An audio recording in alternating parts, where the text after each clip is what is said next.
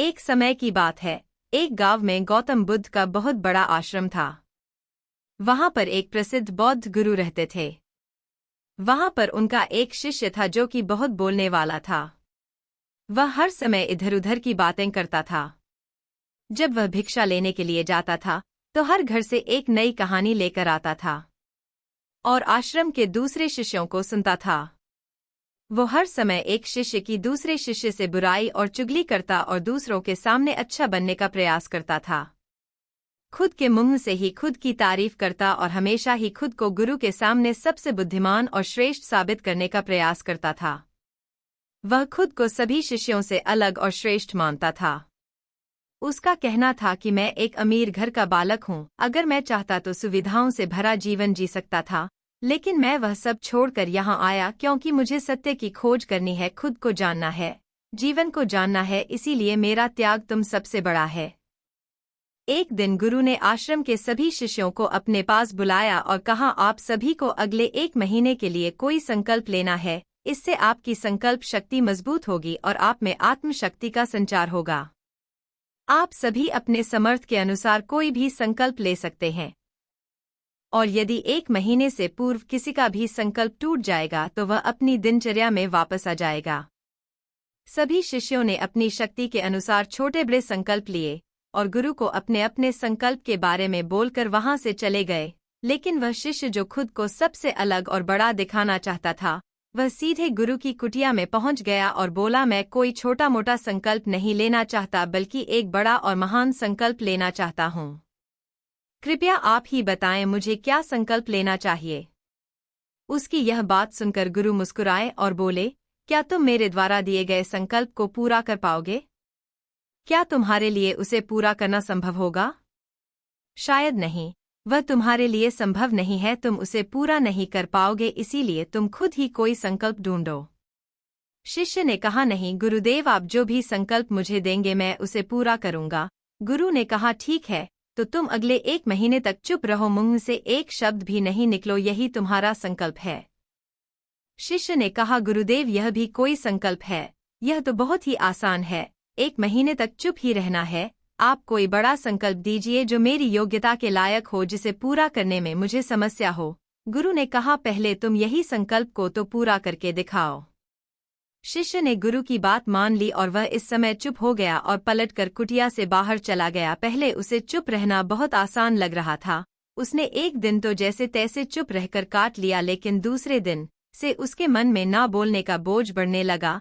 तीसरे दिन उसे भारीपन महसूस होने लगा और चौथे दिन उसके अंदर एक अजीब सी बेचैनी होने लगी, क्योंकि आसपास आश्रम के सभी शिष्य एक दूसरे से बातें कर रहे थे। यह देख वह पूरा दिन उदास रहा।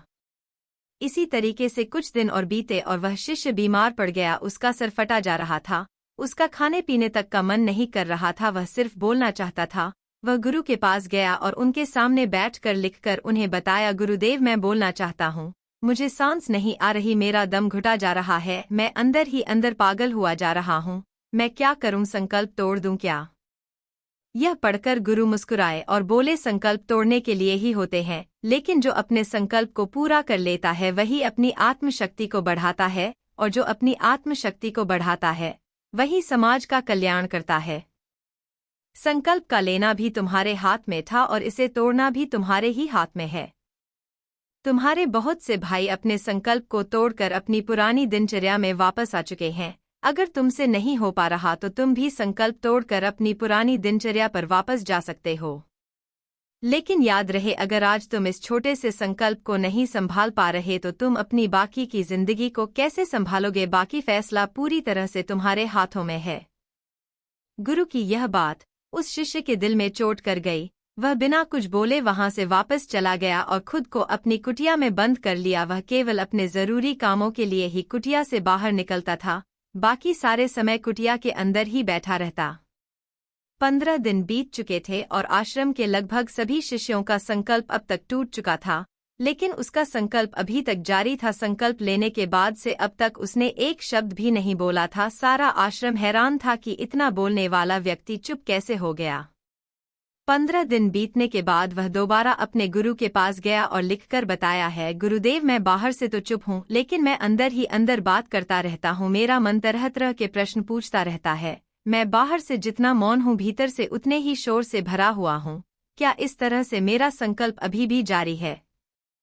गुरु ने कहा, तुम्हारा संकल्प अभी भी जारी है, लेकिन जब तक लोगों की आवाज तुम्हारे कानों में गूंजती रहेंगी तुम्हारा मन बोलता रहेगा, क्योंकि इसे तो आदत है बोलने की। तुम भले ही बाहर से चुप रहो लेकिन तुम अंदर ही अंदर बोलते रहोगे। तुम्हें इन आवाजों से दूर जाना पड़ेगा। शिष्य गुरु को प्रणाम कर वहां से चला जाता है और सुबह होते ही अपनी कुटिया छोड़कर जंगल की तरफ चला जाता है। कई दिन बीत जाते हैं, संकल्प का समय भी पूरा हो जाता है, लेकिन शिष्य लौटकर नहीं आया। आश्रम में सभी को डर था कि कहीं उसको जंगली जानवर ने खा तो नहीं लिया। उसे ढूंढने की बहुत कोशिश की गई लेकिन वह कहीं नहीं मिला। सभी गुरु भाइयों ने मान लिया था कि जंगली जानवरों ने उसे अपना शिकार बना लिया, लेकिन गुरु को ऐसा नहीं लगता था। एक दिन आश्रम का एक अन्य शिष्य गुरु के पास आया और बोला, गुरुदेव हमारे उस अधिक बोलने वाले भाई के साथ क्या हुआ होगा? क्या जानवर ने उसे मार दिया होगा? गुरु ने कहा, हो सकता है कि जानवरों ने उसे अपना शिकार बना लिया हो, लेकिन उसके न लौटने की एक दूसरी वजह भी हो सकती है। शायद उसे वह मिल गया है जिसके लिए वह गया था। फिर शिष्य ने पूछा, गुरुदेव क्या ज्यादा बोलना इतना हानिकारक होता है? गुरु ने कहा, इंसान के जीवन के बहुत सारे दुखों में से एक दुख यह भी है कि वह कभी चुप नहीं रह सकता, हमेशा कुछ ना कुछ बोलता ही रहता है। सिर्फ हमारे बोलने के कारण हमारे आधे से अधिक दुख पैदा होते हैं। परिवार के अधिकतर झगड़ों की वजह हमारा अधिक बोलना ही होता है। हम में से कोई भी चुप नहीं रहना चाहता, हम बस सामने वाले को सुना देना चाहते हैं। जो भी हमारे मन में है सब उसे समझा देना चाहते हैं कि देख तू गलत है और मैं सही। और इस तरीके से सब एक दूसरे की सारी गलत बातों को ग्रहण कर रहे हैं।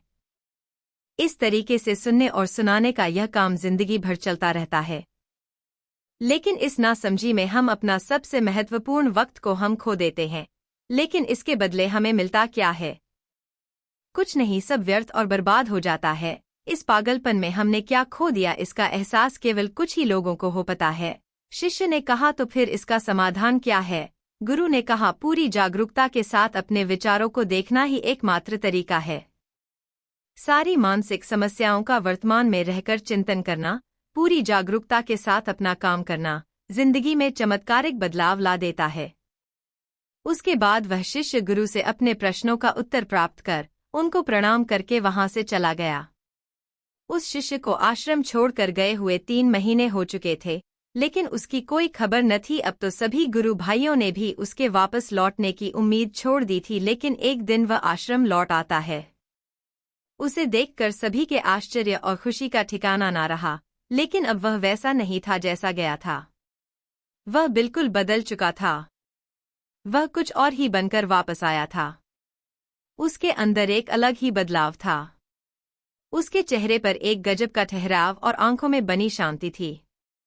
आश्रम में आते ही सभी गुरु भाइयों ने उसे चारों तरफ से घेर लिया और बातें करने लग गए। वह भी अपने गुरु भाइयों से बातें करने लगा। उससे बात करने वाले सभी ने यह अनुभव किया कि अब वह पहले जैसा बातूनी नहीं था। उसके मुंह से एक एक शब्द बहुत ही सरल और मधुरता के साथ निकल रहे थे। थोड़ी देर तक गुरु भाइयों से बात करने के बाद वह सीधा गुरु के पास चला गया। उसने गुरु के चरण छुए और कहा, गुरुदेव क्या मैं अभियान में हूँ? क्या अभी मेरा संकल्प जारी है?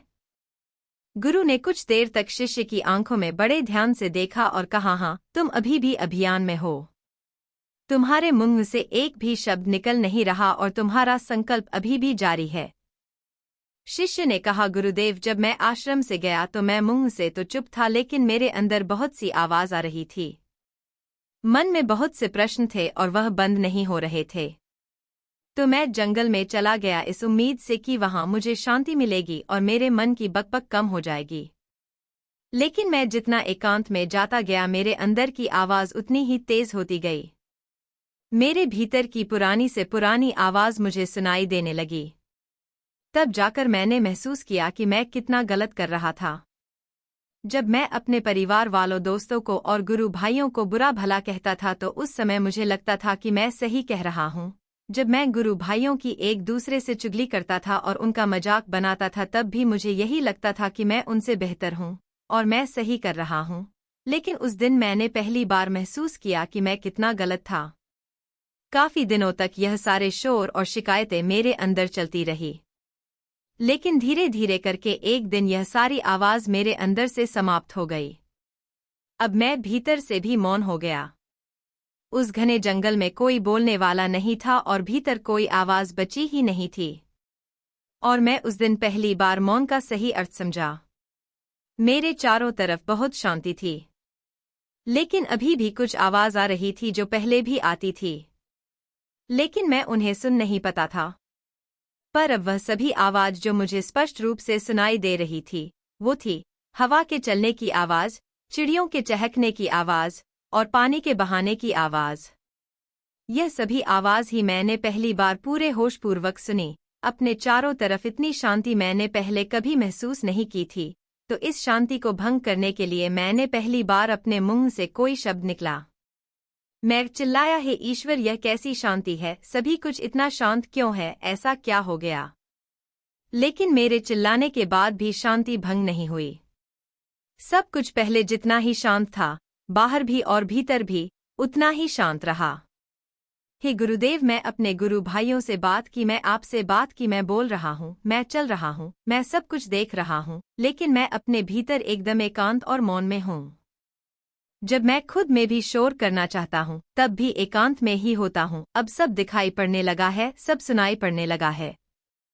गुरु ने कहा, जब तक हम बाहर की तरफ बोलते रहेंगे भीतर अशांत ही रहेंगे, लेकिन जिस दिन हम भीतर की तरफ मुड़ जाएंगे तब हमारे मुंह से कुछ भी निकलेगा, हम शांत रहेंगे। दुनिया में जितनी भी बुराइयां हैं ज्यादातर हमारे बोलने से ही उत्पन्न होती है, क्योंकि हम चुप रहना नहीं चाहते। हम जितनी जरूरत है उससे कहीं ज्यादा बोलते हैं।